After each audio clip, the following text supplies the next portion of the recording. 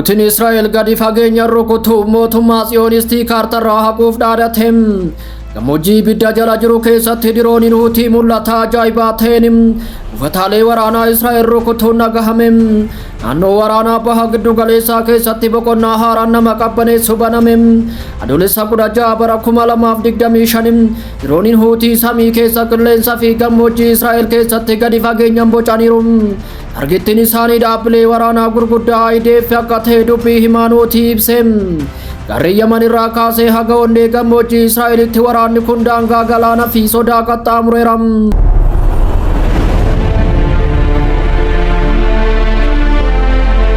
Yemen keessatti laftiin raafamaa samiin Israa'el gubbaa jiru ni gubata. Callisni Raashaa karaa Teheraan sagalee dhageessisa. Dhahannaan onnee waraanas dippiloomaasii caalaa sagalee guddaa qaba. Garee Sanaa irraa kaasee haga koriidarii Kireemiliinitti galaana diimaa irraa kaasee haga galmoota dhaabbata mootummoota gamtoomaniitti lafti ni kirkiram. Houthi yeroo tokko finciltoota gammoojjii ta'anii hojiirra ari'amanii obomboleettii ta'anii dhaabbataniiru. Abidda gara Israa'el keessatti dhukaasuun kaartaa irraa haquuf dhaadatanii. Iraan waraanaan miidhamtee fi callisuudhaan ganamte. Amma ilaalcha ishee gara bahaatti garagalchite. Gara qorra Chaayinaa fi abdii kabajaa isa dhumaatti.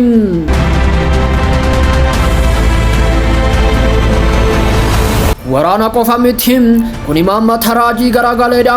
Kun ilaalcha dhiigaan marfameedha. Sagalee gamtaa durii cabuu fi qooda haaraa kaasutti. Hunda gidduutti immoo gaafiin tokko samii raasa. Egeree eenyutu to'ata?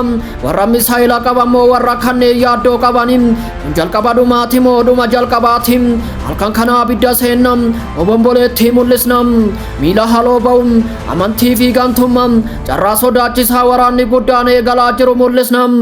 Waliin turam wanti nuti dhugaa ba'uuf jirru kaartaa amantii fi hiree addunyaa kanaa bocuu danda'am.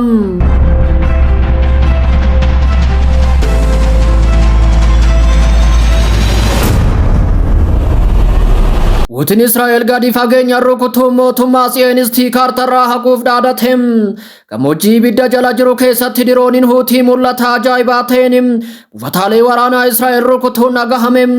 Naannoo waraanaa baha giddu galeessaa keessatti boqonnaa haaraan nama qabbaneessu banameem. Adoolessa 16 bara 2025 dirooniin Huutii samii keessa qilleensa fi gammoojjii Israa'el keessa gadi fageenyaan bocaniiru. Targettiin isaanii dhaabbilee waraanaa gurguddaa IDF akka ta'e dubbii himaan Houthi ibseem.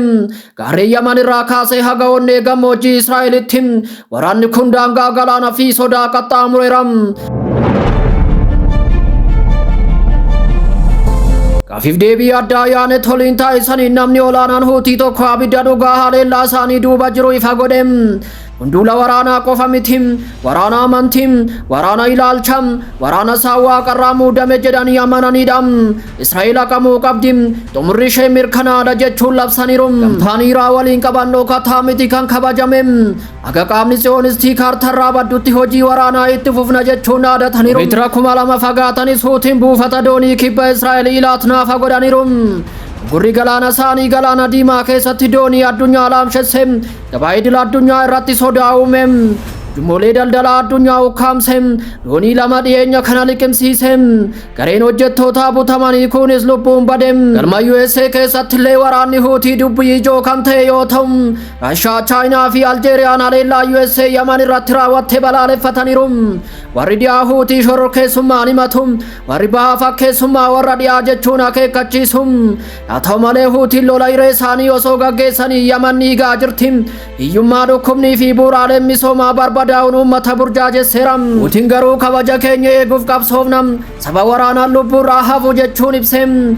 Qabeenya hunda carraaqqee hunda gara meeshaa waraanatti qajeelchuun daabboo miti. Gara misaayilaatti qajeelchuunis uummata rakkateef qorichan ta'u. Gama biraan Ameerikaan Huutii shororkeessummaa jettee himatti. Israa'el haloo ba'uuf gubatti. Iraan callistee kofalti. Gidduu kana onnee Sanaa keessatti Huutiin dhaadannoo haaraa dhageessisaa jiran. Du'a Ameerikaaf du'a Israa'eliif jechuun dubbate.